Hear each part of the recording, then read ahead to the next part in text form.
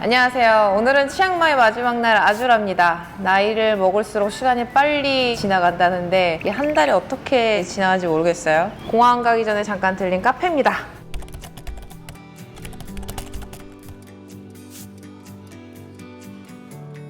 세상이 얘기하는 소위 잘 나가는 사람, 바쁜 사람이 아니라고 하더라도 굳이 모르게 할 일이 없는 건 아니죠. 저 같은 경우에는 주말에 고양이 똥도 좀 치우고 집 좀 치우고 유튜브 영상 몇 개 보면 하루 다시 나가더라고요. 특별히 뭘 하는 것도 아니고 불러주는 사람도 없는데 뭐 어쩜 그렇게 시간이 빨리 흘러가는지 저만 그런 거 아니죠? 일상의 공간에서는 해야 할 일들이 천지입니다. 별다른 이슈가 없어도 일상 속의 소소한 잡일들은 우리들의 에너지를 야금야금 갉아먹죠. 여기저기 연결된 곳이 많은 우리는 지금 당장 뭘 하지 않더라도 에너지가 줄줄 새고 있어요. 대기 모드에서도 배터리는 닳잖아요. 주말이라고 공휴일이라고 쉬어도 쉰 것 같지가 않고 날 잡아서 대청소하듯이 머릿속도 개운하게 정리하고 싶은데 뭐 이거 엄두도 나지 않죠? 이게 좀 생각할 거리도 있고 지난 일도 돌아보면 좋은데 시간이 있어도 다음으로 계속 미루게 되죠. 마음의 여유가 있어야 되는데 이게 당최 없어. 시간이 좀 있어도 숙제처럼 밀린 일상의 잡다한 일들이 그나마 좀 생긴 시간을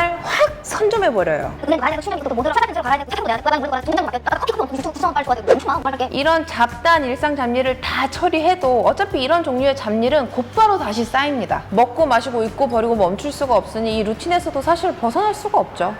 좀만 있어봐요. 변기 시간 안 서두르게 우리 공항 가서 마저 얘기해요.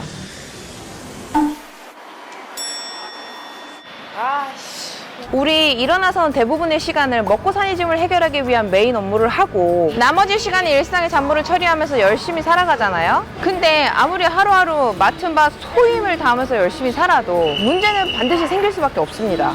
갑자기 튀어나온 사건 사고를 떠나서 우리 한번 보자고요. 끄지 말고 큰일이 아니라고 하더라도 일이나 관계에 대해서 먼지처럼 쌓여가는 피로, 권태감, 회의감 아니면 대상이 딱히 뭔지도 모르겠는데 이게 희미하게 느껴지는 이건 아니다 싶은 깨름직한 느낌 그런 거 있잖아요. 한 방 훅 치고 오는 문제들도 무섭지만 이런 자잘한 문제들도 쌓이고 쌓이면 크게 치이거든요. 우리 모두에게 공평하게 주어진 시간의 흐름 속에서 모든 것은 변화하고 있습니다. 이 변화하는 흐름 속에서 휩쓸리지 않고 지속적으로 나를 관리하기 위해서는 유지 보수를 위한 점검의 시간이 필요합니다. 이왕이면 문제가 생기기 전에 미리 해두는 게 좋겠죠? 그리고 그 시간은 일상을 멈춤으로써 가능합니다.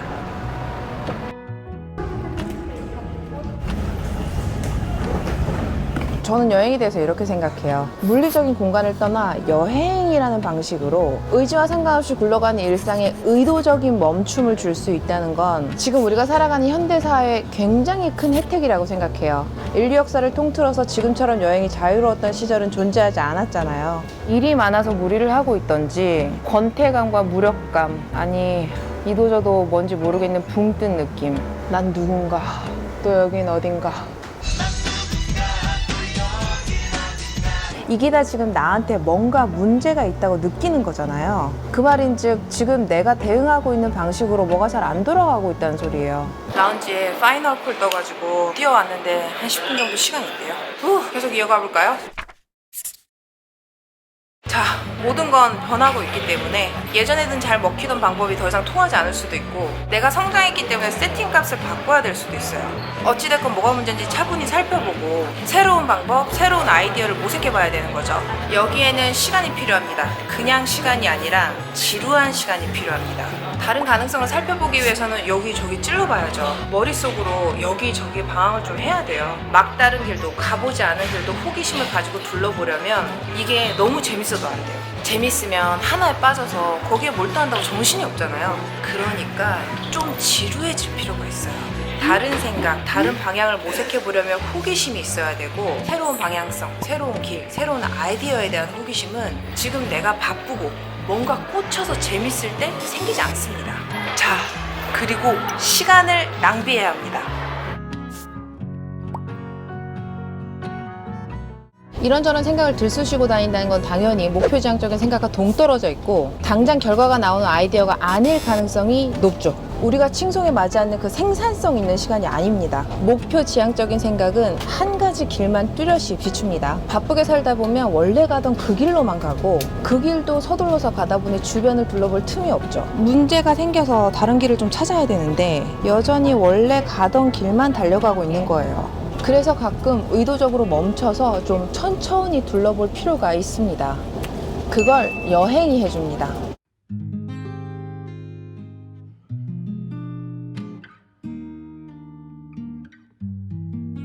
여행은 우리를 일상의 잡무로부터 멈추게 합니다. 일상에서는 시간이 남아돌더라도 그게 잘 안 돼요. 보이는 게 너무 많거든요. 아무리 게을러도 재활용 쓰레기가 산처럼 쌓여 있는데 그걸 못 본 채 그냥 갈 수 없잖아요. 일상에서는 나를 뭔가 하게 만드는 상황으로 유도하는 단서들이 너무 많아요. 우리는 의식적으로 무의식적으로 그 단서들을 포착하게 되고 끊임없이 뭔가 하게 됩니다. 그리고 굳이 일이 아니더라도 우리는 우리 시간을 흥청망청 소진할 뭔가에 상시 접속돼 있죠. 핸드폰, TV 켜기만 하면 또 그걸 보게 돼요. 그래서 우리는 적당할 때, 필요할 때 적절하게 분리되어 자신에게 집중하는 능력을 잃어가고 있습니다. 그래서 떠나보시라는 거죠.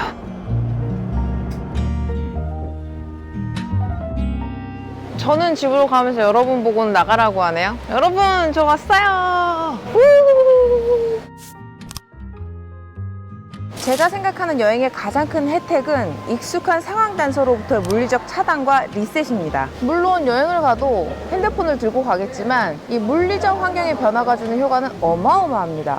우리가 일상에서 마주하고 있는 문제들은 사실 그 안에서는 잘 보이지 않아요. 한 걸음 떨어져서 상황을 지켜볼 필요가 있습니다. 일상의 장소에서 벗어나 생기는 물리적인 거리는 우리가 현재 휩쓸리고 있고 몰두하고 있는 사건으로부터의 정신적인 거리감도 제공해 줍니다. 우리는 그 거리를 통해 볼 수 없던 것들을 볼 수 있게 됩니다. 물론 맘먹고 여행을 떠났으니까 좋은 거 먹고 좋은 거 하고 할 테지만 본질적으로 우리가 여행을 떠나서 얻는 최대 혜택은 일상으로부터의 차단과 리셋에서 오는 정신적 효과가 제일 큽니다. 그래서 여행을 떠나세요. 혼자 떠나세요. 최대한 심심해져 보세요. 여행을 떠나서도 우리는 늘 그랬듯이 익숙한 방식으로 시간을 채웁니다. 아침은 뭐 먹고 점심은 어디 가서 뭐 구경 가고 저녁은 또 뭐 하고 바빠요. 바쁜 일상을 벗어나서도 여전히 바쁩니다. 바쁘지 않으려고 떠나서 여전히 바빠요. 내가 어디쯤 와 있고 어디로 가고 싶은지 가끔은 멈춰서 진지하게 자신을 돌아볼 시간이 필요합니다. 하지만 그 시간을 재미로 또 다른 할 것들로 채운다면 여행에서 얻게 되는 차단과 리셋 효과를 제대로 활용할 수 없겠죠.